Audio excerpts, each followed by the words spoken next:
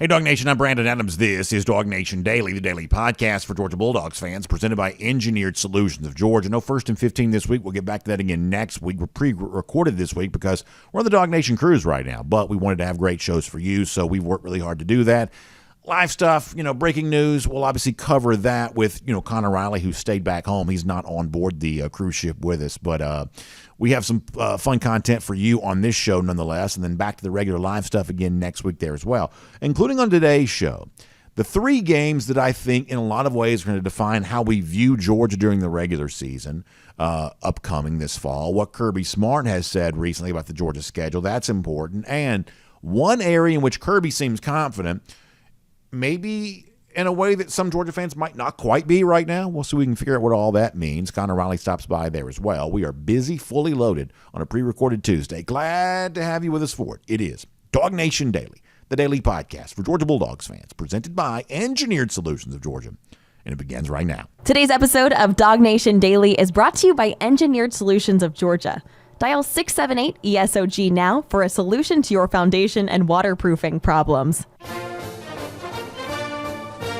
Presented by DawgNation.com. This is DawgNation Daily, the daily podcast for Georgia Bulldogs fans. Here's your host, Brandon Adams. There is no doubt there is one thing about Georgia in 2023 that's going to feel a good bit different than the last couple of years had, and it kind of relates to the Georgia schedule here. We saw Georgia last year open the season against Oregon, and despite the fact that Dan Lanning's a first-year coach, and that Oregon was nowhere near in the same category of Georgia as a team, that's still a pretty big brand, one of the bigger teams in the West Coast, making a rare trip down to the South to play a game like that. There was actually a good bit of buzz for Georgia-Oregon prior to the start of last season, and there certainly was plenty of buzz for the Georgia-Clemson game to begin the 2021 season. You'll remember that game played in Charlotte. First time we'd had a full stadium for college football in more than a year, so there was a lot of energy around that Georgia-Clemson game. And to me, it's always really fun when Georgia has a really big game like that to begin the season, either the first week of the year or first week of the season like Oregon and Clemson were, or think about how like Notre Dame was like a week 2 type situation. Whatever the scenario was, if you want to go back 2017, 2019, those two times when they played, when you got that really big early season game, I just think it makes the preparation for the season, the anticipation for those of us who are fans, I just think it makes it all really fun. Georgia was kind of supposed to have one of those games this year.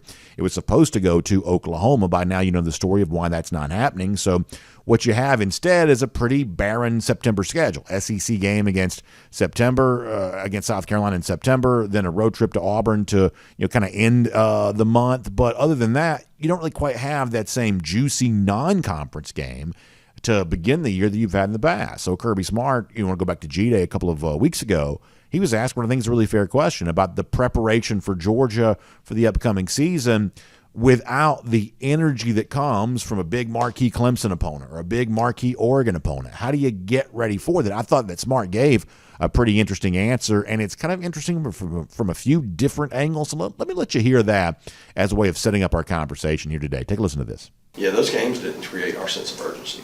We create our sense of urgency. Like the game doesn't do it. You may put that myth out there that, hey, the Clemson or the Oregon game sets it. That's not the case. What sets it is when we put that ball down at Sanford Stadium on the scrimmages in fall camp, and we're going against the best team that will play.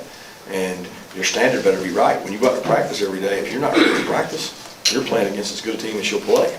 So it's not about the team we play, guys. It's about what we do. So I'm not going to allow anybody to make an excuse for the opponent we play.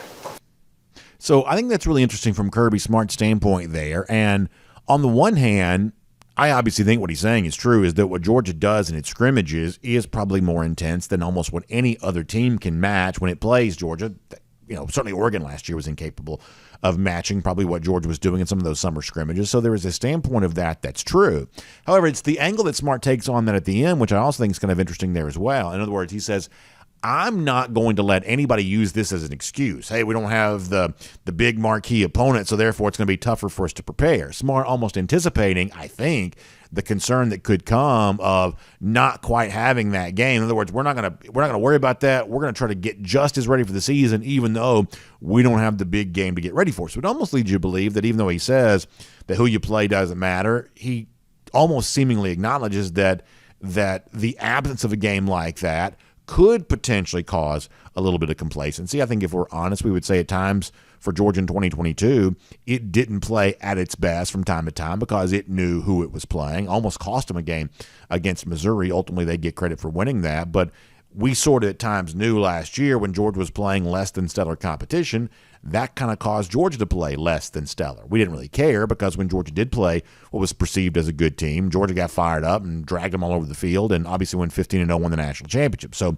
motivation clearly wasn't a problem for Georgia when it needed it, but there were a few games last year where the opponent was just weak enough that maybe Georgia didn't really feel like they needed it. And here we are in September of 2023, sort of thinking about the same thing kind of being true again, and Smart kind of already would appear playing defense against that. Now, there's also a different type of conversation that happens around this. I mean, we talked to you yesterday about what Reese Davis was saying. Oh, I'll pick Michigan to be number one. That there is this hope, I believe, on the part of people that kind of live outside the SEC footprint right now, kind of outside of our SEC country bubble here, that anything other than Georgia as a guarantee would make the season more interesting. That Georgia just sort of marched through the entire sport a year ago. There are a lot of people who I think are really sort of hoping that doesn't happen again, not because they hate Georgia, just because they hate the same old 3 years in a row. It's not Georgia's job to make their jobs easier or make the sport more interesting. It's Georgia's job to win as much as it can. We love it when Georgia wins all these games, but there are plenty of people who probably don't love it to the same degree of, haven't we seen this 2 years in a row now? Georgia doing all of this again? There are a lot of people, including, I believe, Reese Davis yesterday, who are just sort of hoping that's not the case. And so they're going to look for any reason they can to ding UGA. You know that. I know that. We can all agree on that well before the upcoming season even begins. We just sort of have, that we have that intuition that that's going to take place. And one of the things they could potentially try to ding Georgia for a little bit is the fact that it doesn't have a strong non-conference opponent, and the fact that it's not really in the regular season playing the Alabamas, the LSUs, the teams that we sort of would think are the best in the SEC. And there are going to be a lot of people who will be like, Georgia better go undefeated because they didn't have any chance of making the playoff unless it's undefeated. And obviously I would say that's pretty ridiculous. That if Georgia, after its 13th game, which would include the SEC championship, if it's 12-1, then to me, Georgia should be and will be going to the college football playoff. That the idea that you'd exclude Georgia from a chance of defending its national championship in the playoff if it goes 12-1, we just think that's nonsense. That's insane. There'll be plenty of people who would try to argue that if Georgia were to trip up and lose a game, but no matter when the loss would occur, no matter who it would occur to, if Georgia's 12-1 after 13 games, I believe that Georgia should be going to the college football playoff, no matter who the other three teams are or who it is that Georgia might be competing with for that fourth playoff spot. Georgia ought to be in the college football playoff, and I think it probably will be. But even kind of putting that aside for a moment, because that's one of those arguments you got to be ready for in the fall, but we don't need to have it right now. I think a better question is, for those of us who are Georgia fans, how do we make sense of what we're about to see from Georgia without a huge number of measuring stick games to look at from Georgia this year? And so that's what we're going to try to do for a minute. Now, this is also in kind of keeping with what we're doing for our SEC throughs, later on in the show. Started this yesterday. We'll do this again today there as well. Kind of looking at one big game for each of the SEC teams as a way of giving us a snapshot of where those teams are and what to expect from those teams. I want to do a little bit of the same kind of thing with Georgia here. What I've picked out are, I think, 3 really interesting games that will give you a pretty good idea of exactly what we have with Georgia for the upcoming season. I want to start with this one. I mentioned this a moment ago. September 16th, Georgia hosting South Carolina. Now, let me tell you why I think this is one of the games that will define the Georgia season coming up later on this fall. It was actually the South Carolina game a year ago that led me to believe, oh gosh, there's nobody in the country nearly as good as Georgia. Georgia had won 49-3 against Oregon. We came so close. We predicted a shutout back in the summer. We almost got our shutout against Oregon. Almost got it. But nonetheless, 49-3 there. But then a couple of weeks later, it's Georgia playing South Carolina. What, they win 48-7? Was that the final score a year ago? And Georgia played South Carolina. Total annihilation, total blowout win on the road there in Columbia.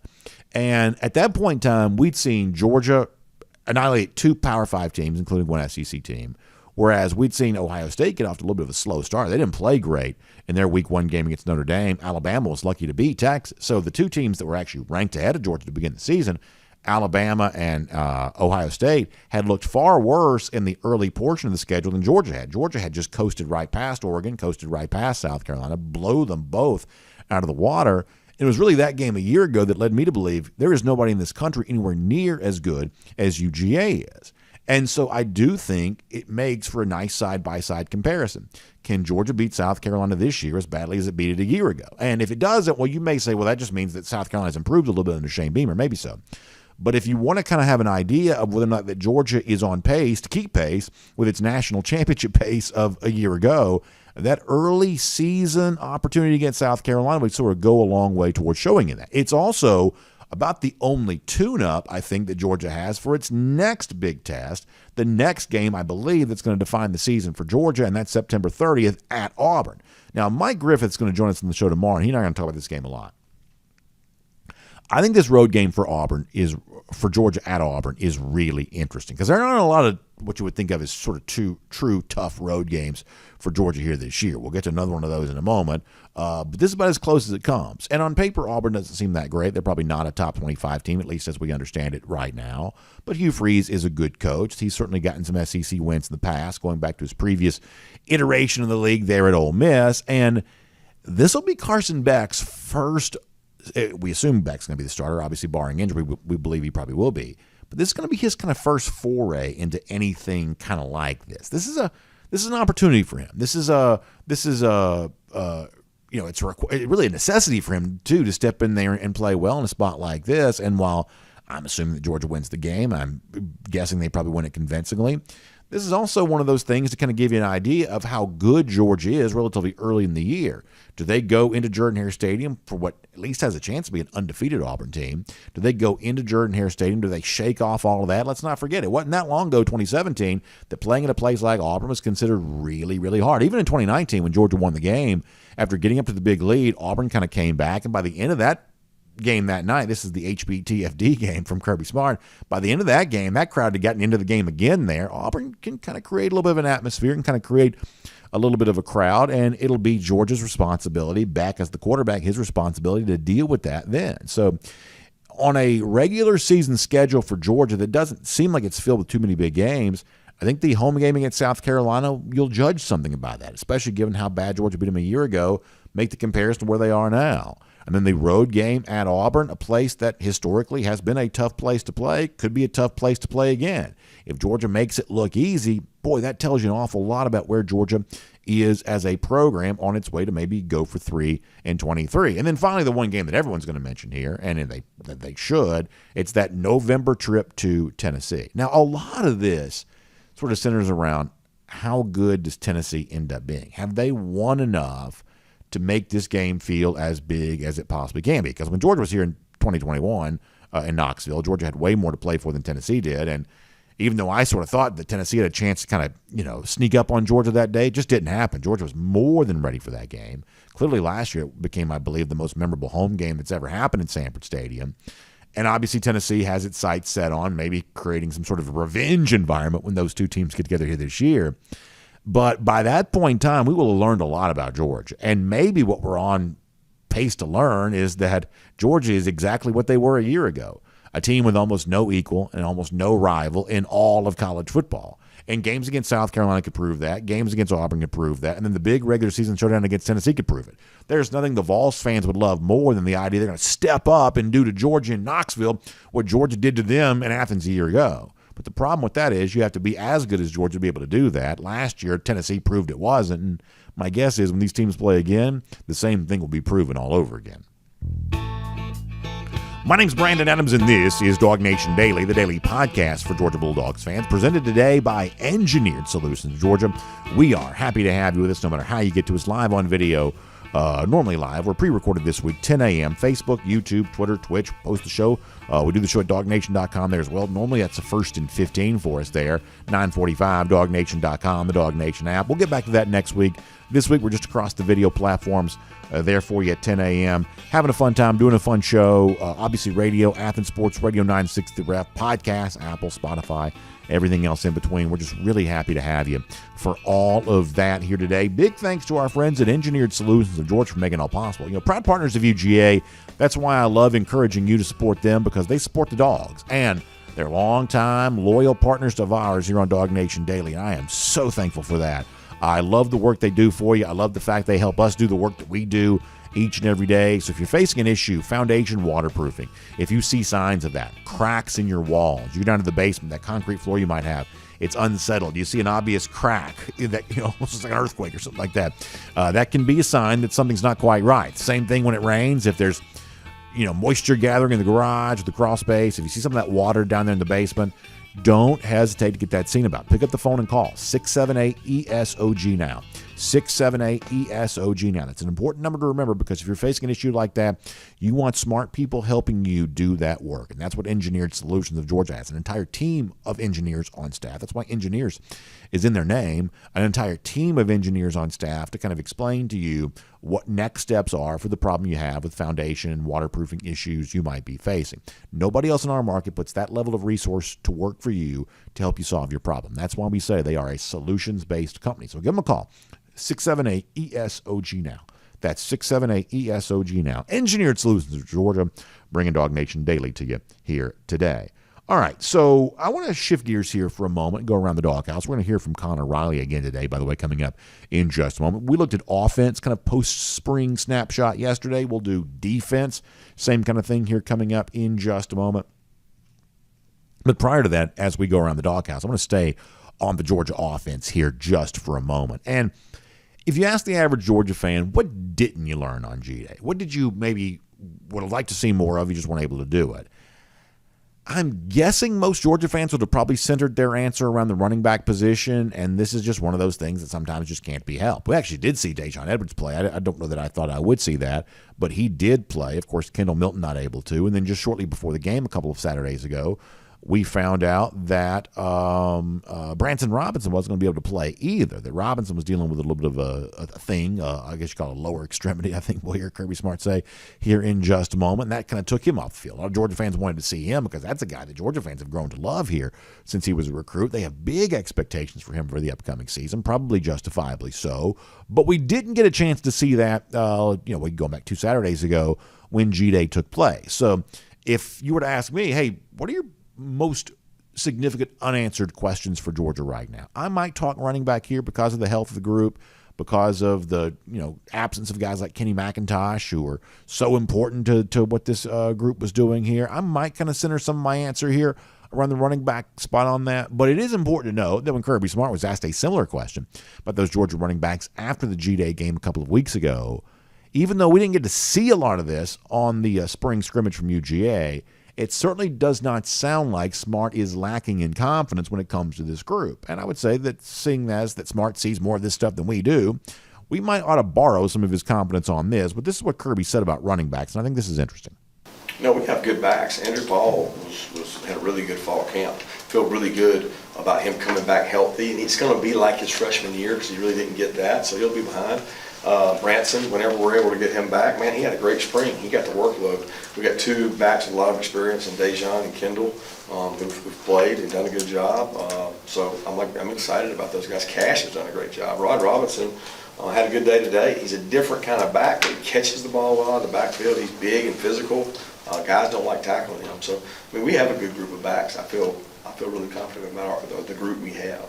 I like what Smart says there at the end, that Roderick Robinson has been able to catch the ball out of the backfield. We believe that's an important position for Georgia this year because Kenny McIntosh just did that so well, and James Cook did it so well before that, and Sonny Michel certainly did that so much before that. And I'm not saying that Robinson's the next in line with that. Body type-wise, you'd say he doesn't quite fit that profile necessarily, but at one point in time, maybe McIntosh didn't quite fit that profile either. He just sort of grew into that role at Georgia. Maybe Roderick Robinson could do that. But for Georgia fans who would say, I didn't see a lot from running back at G-Day, maybe hearing that from Kirby ought to help you with that. That while you may not know what Georgia has at running back, it certainly seems like Kirby Smart knows it. And despite the fact there's been some injury, and despite the fact there's some obviously key departures there, Kenny McIntosh maybe most importantly, that at least according to Kirby Smart, it sounds like they're still pretty well set up for the running back spot for the upcoming year. We'll make that around the doghouse here on our Engineered Solutions of Georgia's presentation of DawgNation Daily for you here today. We'll also, before all said and done, continue our look at the big games facing each of the SEC teams this upcoming season. We'll kind of give you another handful of those here today. But for now, for a look at the Georgia defense, where it stands after spring practice, really good information coming your way. It's Connor Riley here on DawgNation Daily, presented by ESOG today.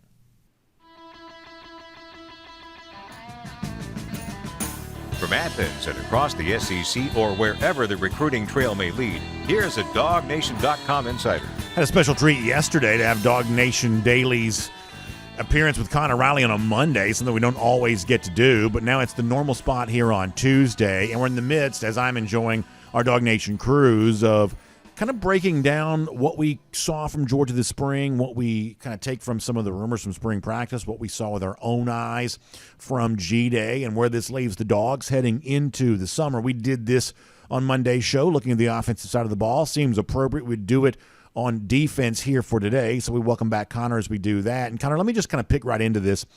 Obviously, one of the big stories going back a couple of Saturdays ago was the announced transfer intention of Bear Alexander. And yet, Connor, I think you'll join me in saying, even though had Alexander stayed, I believe it would have been a huge part of this Georgia defensive line this season. I think even subtracting him off this roster, my expectation is that Georgia will still have the best defensive line in the country. That it'll be an overwhelming strength for this team here this year. That's just how deep I believe that Georgia is. Is that too strong of a statement in your mind? Yes, if only because I think we've heard enough from Kirby Smart to ask the question, who is the most dominant player on this defensive line? In 2021, I think it was pretty clearly Jordan Davis for much of the year. Maybe Trayvon Walker took it there at the end of the year. Last year was obviously Jalen Carter. I thought Bear Alexander possibly could have been that guy this season. Obviously, he didn't want to do the things necessary to do that, which is a big reason why I think he's looking to transfer and play elsewhere. Nas Stackhouse, Zion Logue, Warren Brinson, those guys are veterans. You need those type of players on a defensive line to be as good as Georgia projects to be. Tyrion Ingram-Dawkins made some major strides this spring. Kristen Miller seems to be coming on for him a little bit. But who's that guy that just one-on-one can beat an opposing team's best offensive lineman, pressure a quarterback, take down a running back, create a negative play there? It could very well be Michael Williams, who missed most of spring with a foot injury. He is expected to be back at the end or by the beginning of fall camp there. And I guess the question is, Michael Williams, I thought, had a pretty good first year. Can he go from good to great? That's a leap we haven't necessarily seen a second-year player make on Georgia's defensive line. It's usually been guys in their third and sometimes fourth years in the program. And so is there someone on this defensive line that can go from merely being a good player to being a transcendent one, as we have seen Georgia have in recent seasons on the defensive line? That's the big question there. But from a depth standpoint, look, Georgia brings back, I think, 6 defensive linemen that played over 200 snaps last season. They're going to be just fine. They have plenty of quality depth. Kirby Smart still felt really good about this after speaking about it at G-Day. And so the Bear Alexander loss, maybe impacts the ultimate ceiling of this defensive line. But from an early season standpoint, Georgia's not going to be in a position of weakness when it comes to this defensive line. Yeah, what I think might be interesting is to go back and rewatch the Oregon game from a year ago, the Auburn game from a year ago, the South Carolina game from a year ago. These were games, kind of prior to, I guess, Jalen Carter's return. He'd been kind of banged up, there early in the season. I forget how much he, to be honest with you, played in some of those games. But obviously he came back fully healthy, kind of, Florida moving into Tennessee. What did Georgia look like in that early portion of the season? I don't know that the Georgia defensive line necessarily had a great game against Oregon. I don't know that they necessarily needed to necessarily. It was a little bit of a weird game. Georgia won convincingly without doing a lot of what we sort of think Georgia does best. Didn't run the ball a ton that day. Didn't, other than forcing a good number of turnovers, didn't have a dominant day defensively necessarily either. So the point here is that, even though I am pretty bullish on what Georgia can be from a defensive line standpoint, replacing the dynamic things that Jalen Carter brought Georgia a year ago, that does still loom as a pretty big question. Yeah, and so, again, this is a schedule that sets up really favorably to start the year for Georgia. UT Martin, Ball State week 2.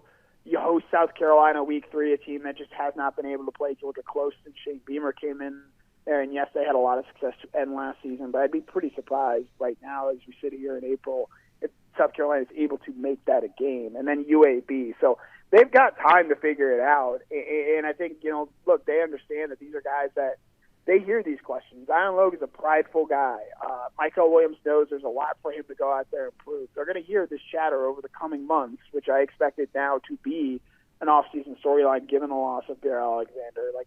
This defensive line has been a strength of Georgia's team in each of the last 2 seasons, but who's going to emerge as the guy? Who's going to emerge as the leader? I think Logue is a clear case to be that leader from a leadership from a vocal standpoint and from a best player standpoint. But if Michael Williams can make that transition early next year, I think that's going to make things much easier. But they're also really young at that outside linebacker position as well. And so you have to wonder who's going to be that disruptive player in the front seven. Or is Georgia just going to do what it sort of did late last year against Ohio State and say, hey, look, when we're going to need to create negative plays, we're going to send both our 2 inside linebackers. We're going to bring 6 when you guys only have 5. And we're going to trust that our athletes are going to be able to get around and make plays there. There are some pros and cons to that. Georgia certainly gave up a number of big plays as well by just leaving their guys out there on islands.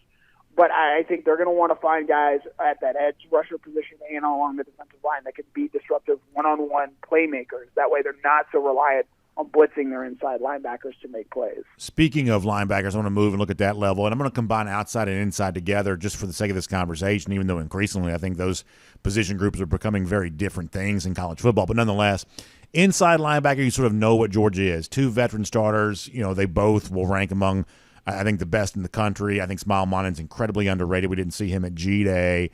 Outside linebacker is an example of what I think is going to be a big story for this team this summer, which is great energy brought from players returning from injury. Jalen Walker's an example of that. Marvin Jones Jr. is an example of that. Georgia fans hope those injuries recover on a timeline that allows them to be ready to step in and be big contributors early. I'm curious how good you think Georgia can be at linebacker. Inside, I think we know. Outside linebacker, in a roundabout way, I sort of think Georgia needs to be better than it was a year ago, as crazy as that sounds, knowing how dominant Georgia was. Given the injury situation, you think Georgia's on track to be able to do that? Yeah, I mean, I think your statement is fair there, especially with what happened with that position after they lost Nolan Smith. And so, Damon Wilson shows some nice flashes on G-Day. He's not going to be an every down player to start, but can that translate to a pass rushing package? Given what Georgia has at inside linebacker, you mentioned Jamon, you mentioned Shmal. I thought Xavier Story had a really strong G-Day there as well. C.J. Allen and Raylan Wilson look like real players. Maybe you move Jalen Walker full-time to an outside linebacker position where he is able to get after the quarterback and pressure and live on the edge a little bit more there. I don't know if there's more pressure on a single player on this defense than maybe Marvin Jones has facing him. Obviously, he's got to continue to recover from the shoulder surgery. But there's an expectation for him to be the guy at that edge rusher position. There was one entering spring practice. Obviously, he gets that cleaned up. And he was pretty limited by injuries in terms of what he was able to do in a practice situation, rep by rep last year. In an ideal world, if Georgia was in a better spot last year at edge rusher, maybe he gets some of those surgeries taken care of at the beginning of the year instead of having to play through them. And so it's going to be really interesting to me how we see Marvin Jones in particular develop at that outside linebacker position, because if he makes the steps necessary, and he's going to have to do a lot of this during fall camp when he's able to put pads back on and get out there, if he's getting better and making strides, I think that's a really good sign for where this Georgia defense can ultimately get to go. Because, once again, I think the strength of this team is their inside linebacker position and their inside linebacker play. And the best defenses that Kirby Smart has had at Georgia, 2017 and 2021, have been led by what they have at inside linebacker. Roquan Smith won the Buckets in 2017. 2021, Nakobe Dean won that award. I think maybe the only reason you don't see either Shmal or Jamar Dumas-Johnson win it this year is that they somehow both eat into their own sort of categories there, because I think they're both talented enough to win that award this season. And so as great as you feel about what you have in that inside linebacker position, you just need, I think, one guy to step up and emerge as a playmaker at that edge rusher position. And if Marvin Jones can be that, you're going to feel, I think, a lot better about the ultimate ceiling of this defense entering 2023. Final phase of this defense for a moment, secondary. I think the sense that I'm getting here is that they feel okay about Tyke Smith at star, which now makes, Javon Bullard one of the best safeties in the country after not really playing safety, necessarily all that much a year ago. I think that he just kind of slides over and dominates there the same way he dominated as a nickelback at Georgia last season. I guess that leaves a guy like David Daniel trying to fight to show that, no, maybe you need to look at me more seriously, which maybe kind of upends that competition a bit. But that's the sense that I'm sort of getting there. At cornerback, I guess how real is this competition at cornerback? Do you think that Georgia would feel fine about starting Dalen Everett tomorrow if it had to play a football game? Is Nyland Green a serious part of this? What do you think is happening at cornerback right now? And I guess just the ongoing competition at a couple of different spots in this Georgia secondary. I don't think Georgia knows who its starting cornerback opposite Kamari Lassiter is going to be right now. They had Nyland Green out there on Saturday on G-Day. with the first-team defense. They had Dalen Everett, Julian Humphrey out there with the second team. Julian Humphrey had a really good spring by all accounts. I find it interesting that they're playing Smoke Bowie at corner there. I think that maybe speaks to some of the concern that they have with that position, whereas maybe they feel a little bit better about what they have at those safety and star positions there. They're going to continue to fight and figure it out. They do have really good depth at the cornerback position, and Nyland Green, Julian Humphrey, Dalen Everett, A.J. Harris, the freshman who got some playing time on Saturday. All those guys were former top 100 recruits. They have good depth. They have good options. I think they just want to see somebody not dissimilar to the quarterback position. They want to see one of those guys step up and actually win it and emerge as the guy that won the cornerback job rather than just handing it to someone. Conversely, I think they feel great about what they have at that safety position. Yes, you're going to need Malachi Starks to continue to get better there. You love what you've seen out of Javon Bullard. Tyke Smith was one of the standouts defensively, not just on G-Day with the interception he had at Brock Vandergrift, but from the spring practice periods as a whole there. And you've got some young talent as well. Aguero looks like a guy that is going to be a player for this defense. You're obviously interested in getting back Dan Jackson, a veteran piece who is he a star? Is he a starter? Probably not, no, but he's a guy you probably want on your defense given that the big-time football he has already played for you. And so as unsure as they might be about the cornerback position right now, I think they feel really good about what they have at their safety and star position to sort of prevent the big plays on the outside. Yeah, Aguero's an interesting name. We're going to talk to Jeff Santel more about some of the freshmen from spring on Thursday when he joins us. But, that's a guy that I think it may be not the issue of Aguero being ready to play, but the issue of where do you put him with other guys who are a little bit older who are also themselves ready to play? I mean, the sense that I get, it's about you can only play with 11, and maybe that might leave Aguero as kind of an odd man out. I don't know if that makes him a dime back or something like that, but certainly you get the sense that Aguero is a freshman that's going to be a force to be reckoned with himself in any kind of competition this summer too. Yeah, and we've seen guys that are freshmen come in and play somewhat of a role. Malachi Starks sort of forced his way into the starting lineup last season with how he played, and then obviously making the big interception against Oregon. And I think Aguero is in a better spot because he's not going to be asked to do those things right away. He's not going to be demanded to be a starter. He's going to have to go out there and earn it, and I think he's a player certainly capable of doing so. And he's a guy not afraid of competition, played at IMG Academy during his high school career. And so he's a guy that is going to have the ability, have the luxury of earning a role. And I do expect in some way for him to be an impact player for Georgia this season. Not, it's a different position, so to speak, but a guy like Jalen Walker a season ago, who we saw flash a little bit in the spring game, made some plays on special teams early in the season. And as the season progressed, found a way to play a bigger role on this defense. I think you could see Janelle Aguero do something similar, obviously from a different position at the safety spot, but a guy who has the pedigree, has the tools, has the mental makeup to go out there and earn a spot in this defense over the course of the season. It may not be a huge role, but it's going to be a guy who late in games next season, SEC championship, college football playoff type games, you see him on the field in meaningful situations. And then finally, let me just squeeze in one more thing, and then I want to talk to folks about a great thing you have coming up on Friday. At the very least, Kamari Lassiter seems like he's a solid starter, a guy that you're very glad to have on your team. What are the chances, though, Connor, he's more than that, and he's one of these guys that sort of moves into the conversation of what Georgia has seemed to have a lot in the Kirby Smart era, which is a real lockdown cornerback? I think that's something I'm quite frankly kind of banking on. We've heard really great things about Kamari from the second he stepped on campus. I think there are Georgia fans out there that probably like the season Kamari had more than Keely Ringo had last season. And I'm not saying he's going to be a Thorpe Award winner. I'm not saying he's going to be an All-American. But I do think there's a very real path to Kamari developing into an all-SEC level player. He's got the tools. He's got the instincts. He's a guy that's played a lot of football and is a guy that Georgia really, really likes. And if you're getting the Kirby Smart stamp of approval as early and often as Kamari has, that tends to mean you're on the way to accomplishing really good things there. And while, yes, he wasn't the superstar, five-star recruit that, say, Keely was or some of the other guys that Georgia has signed in recent years, you look at some of their best cornerbacks. DeAndre Baker was not a highly ranked recruit when he won the Thorpe Award.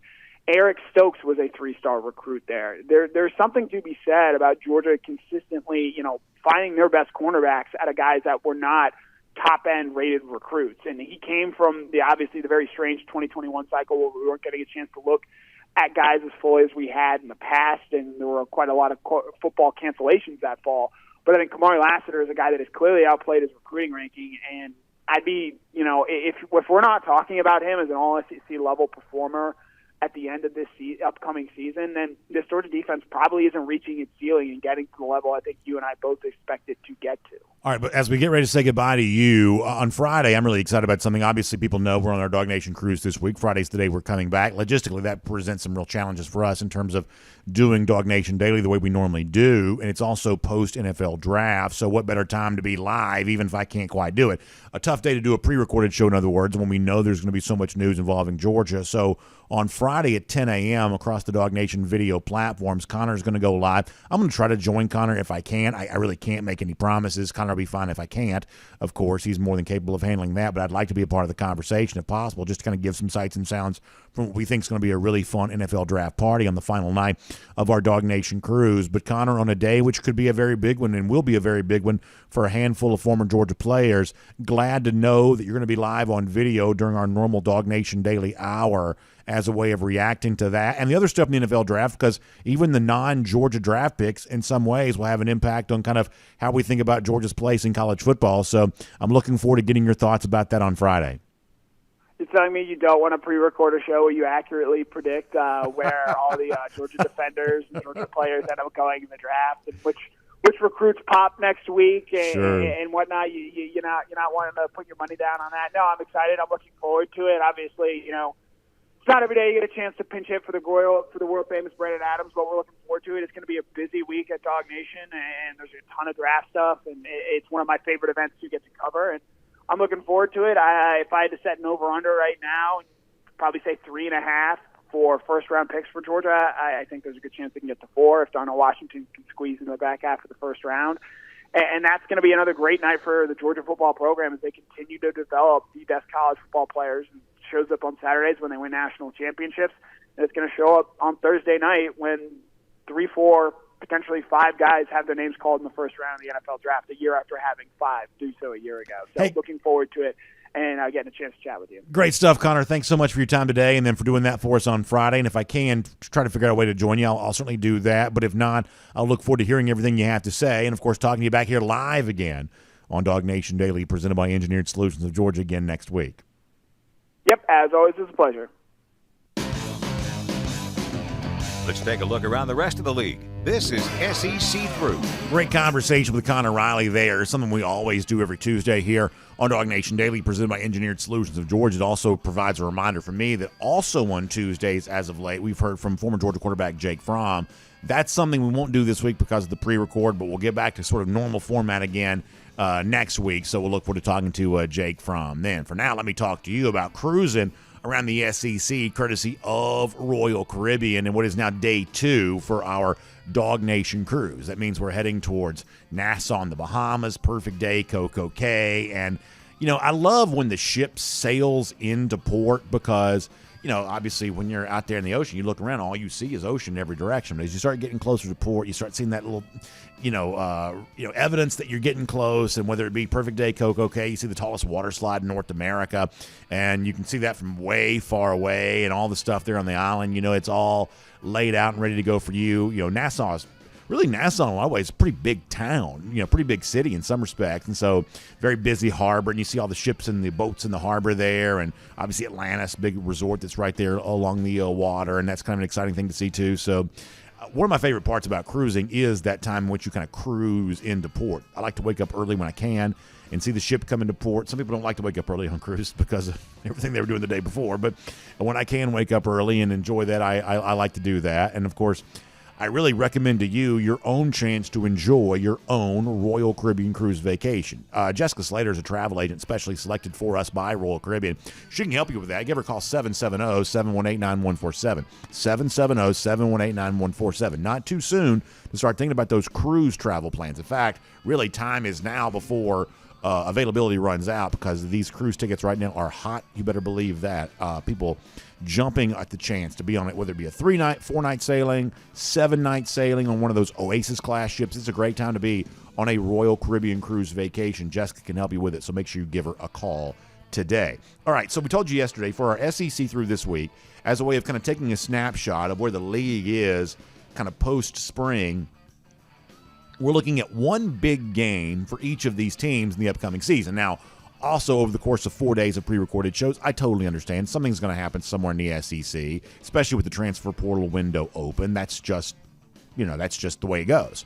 So if something really, really big happens, I'm clearly not able to talk to you about that right now, but you better believe that we'll be talking about that in earnest again next week. And, from time to time, this is just one of those things we have to do, this week being one of those opportunities. So since we can't talk about the live stuff as it's happening, let's talk about something that's relatively evergreen and a fun conversation no matter when you have it. And we did this yesterday. I thought we got off to a great start, so we'll do it again today. How about for Florida? One of those teams that obviously around here we believe a good Georgia fan, a Gator hater first and foremost. And, Florida is a very interesting contrast for the upcoming season because on the one hand, when you watched their spring game a couple of Thursday nights ago, you saw a team that by appearances does not look all that talented.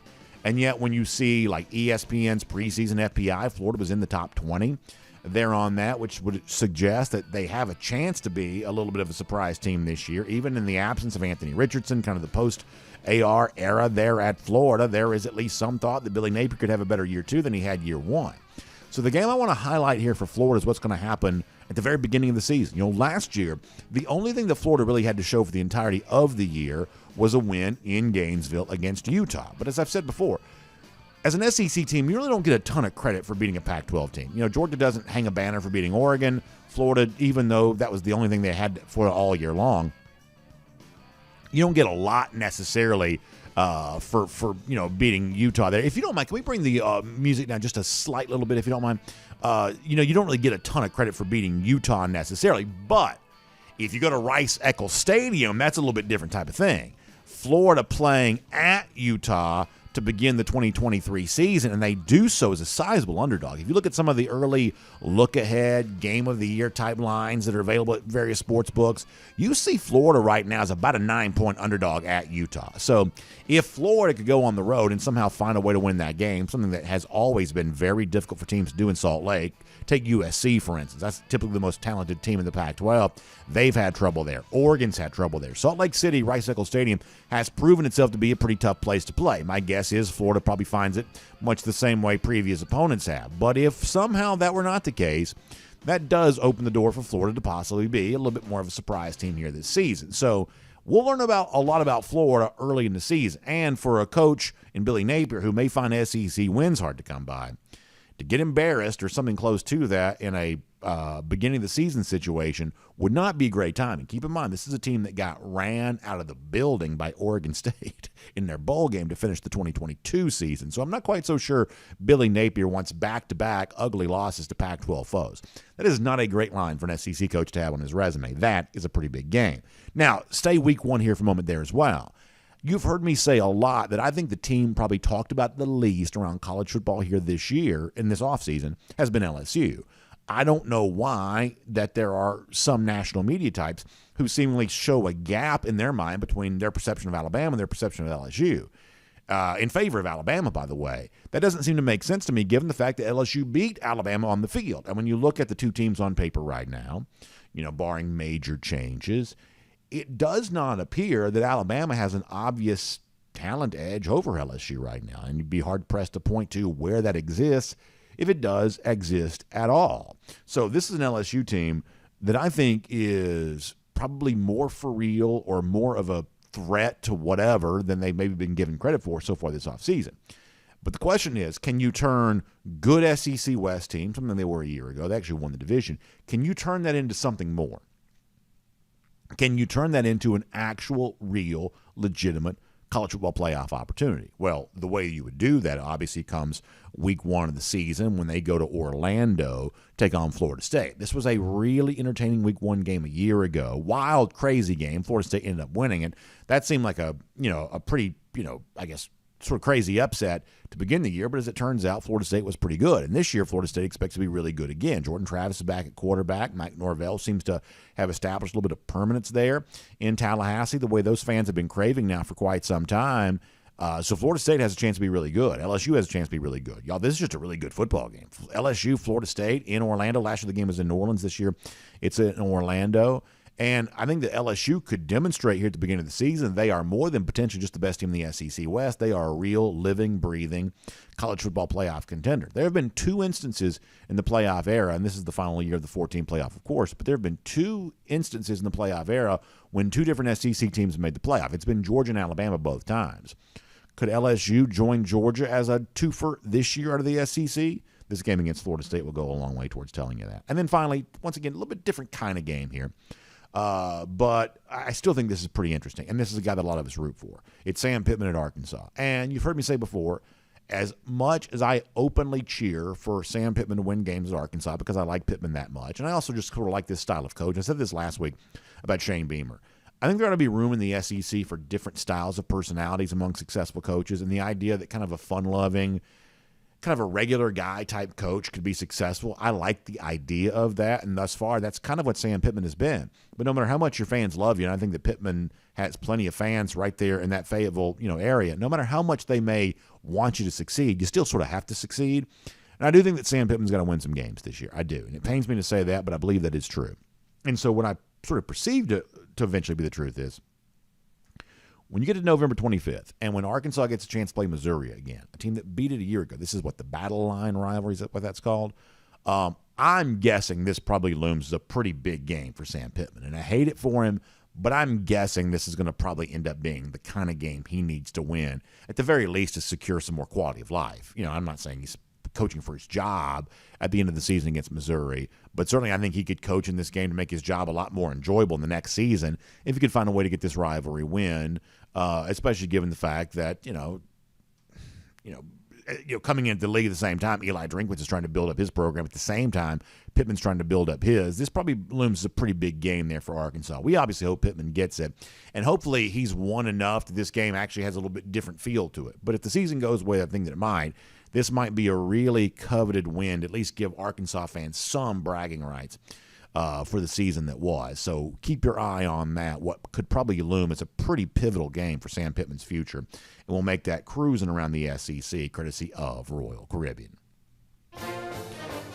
And, of course, for Georgia, we would say there's no bigger game that looms than the rivalry game against the Florida Gators. Certainly this year, other games may seem bigger because Florida's not very good, but we say right here, a good Georgia fan is a Gator hater first and foremost. And our way of getting you ready for that rivalry game is what we call our Gator Hater Countdown. And 186 days from right now, the Georgia Bulldogs go back to Jacksonville for what might be the final time. There's a lot of potential final things in college football for this upcoming season. The cocktail party could be one of those. And 186 days from right now, we're going to get ready to enjoy a beatdown of those lousy, stinking Gators. And by the way, if you go to DawgNation.com, there's a link at the top of the page. You can get your Gator Hater t-shirt. You can get your Eddie the Blind Squirrel t-shirt. You can get your Lousy Stinking Gators t-shirt. You can get all kinds of things there to sort of show folks that you believe that a good Georgia fan is a true Gator hater. And we appreciate all of you who have done just that. Thanks for being with us here today. We'll look forward to seeing you back here tomorrow for DawgNation Daily, presented by Engineered Solutions of Georgia. And on video, time now for the R.S. Andrews Cool Down. R.S. Andrews, the one you turn to for your air conditioning, heating, plumbing, and electric needs. They show up on time. They do the work that's promised for the price that's promised. And just then, right there, I said this to y'all, I believe it was last week, that the show closed, the fight song, it's supposed to be our way of sort of saying goodbye to the show. The music's supposed to play us off the air, but I think it's been years since I've actually concluded the show when the song ended. I think today I actually did that, though, or at least I came pretty darn close to doing so. So that is how it's supposed to go, although it rarely does, and if it wasn't for the absence of golden shoes this week, I don't believe I would have done that then either. But nonetheless, that's a good time. And typically speaking, our R.S. Andrews Cool Down is a good time there as well. Can't do live comments with you today, but we'll look forward to doing those again with you next week, and certainly appreciate you guys interacting with each other, and gals, of course, there as well, and doing all of that. And we appreciate you checking out R.S. Andrews online at rsandrews.com for your air conditioning, heating, plumbing, electric needs, including getting that AC unit tuned back up to factory fresh specs to keep you nice and cool during the summer. You may be afraid that old unit has kind of come to the end of its life. Well, if that be the case, R.S. Andrews may be able to show you how you can get even more life out of it. One more summer, one more warm weather season. Our friends at R.S. Andrews can help it. And it only costs you $99. So check them out online at rsandrews.com. And then we'll see you back here tomorrow, 10 a.m. across all video platforms for DawgNation Daily, presented by Engineered Solutions of Georgia. We'll look forward to talking to you then.